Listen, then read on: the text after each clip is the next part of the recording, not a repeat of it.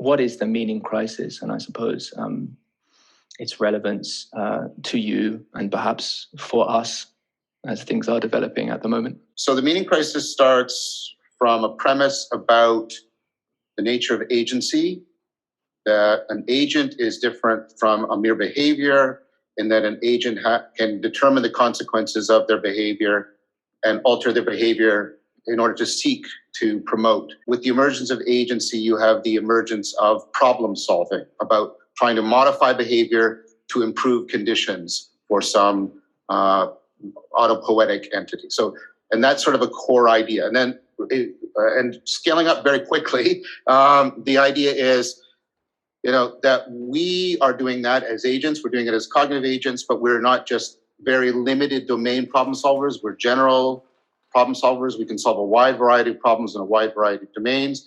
So we've developed this capacity for general intelligence.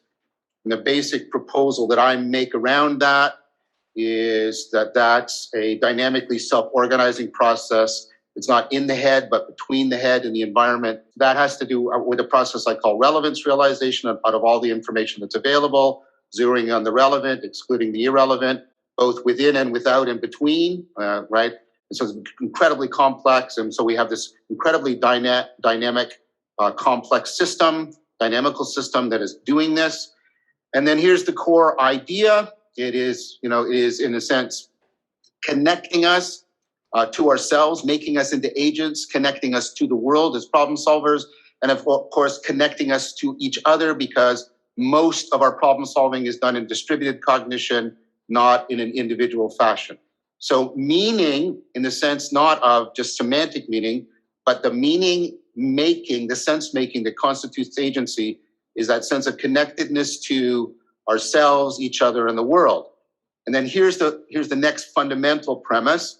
The very processes that make us intelligent, these dynamically, recursively complex processes of coupling to the environment, also make us perpetually susceptible to self-deceptive, self-destructive behavior that erodes at the very connections that are constitutive of our agency in the world.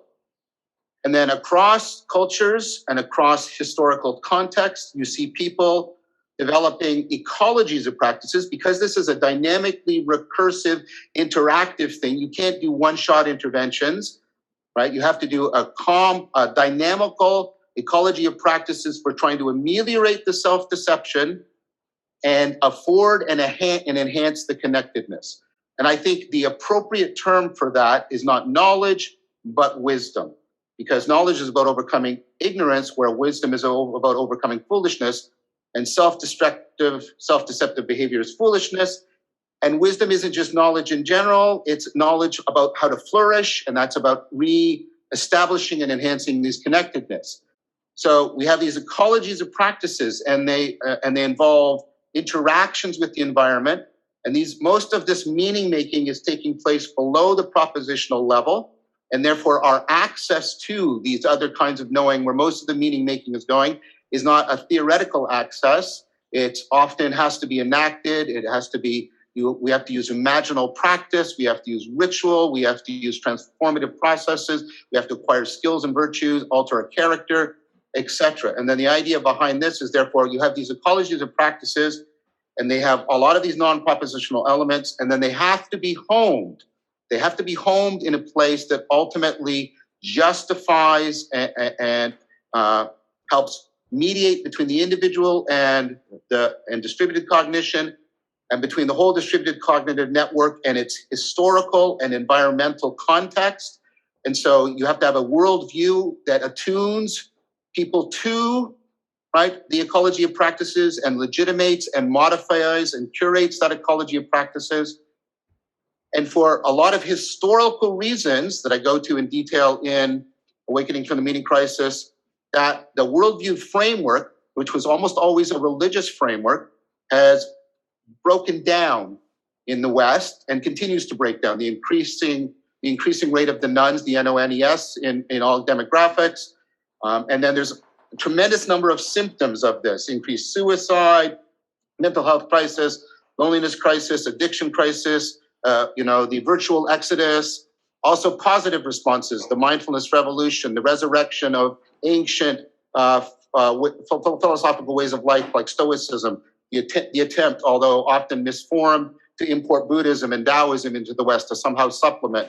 All of these are symptoms of the fact that we are in distress. We need the perennial power of wisdom, but we do not have the place in time and space and tradition to go whereby we can cultivate that wisdom.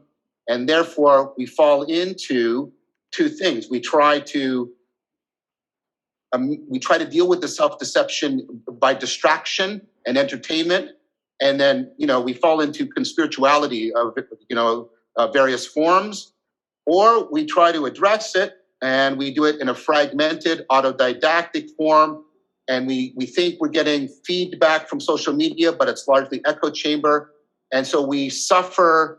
It's not that it's impossible, but doing things autodidactically it creates a great propensity to exacerbate the very self-deceptive processes we're trying to ameliorate. And that's as succinctly as I can put it. That's what I take to be the meaning crisis. That's where we are right now.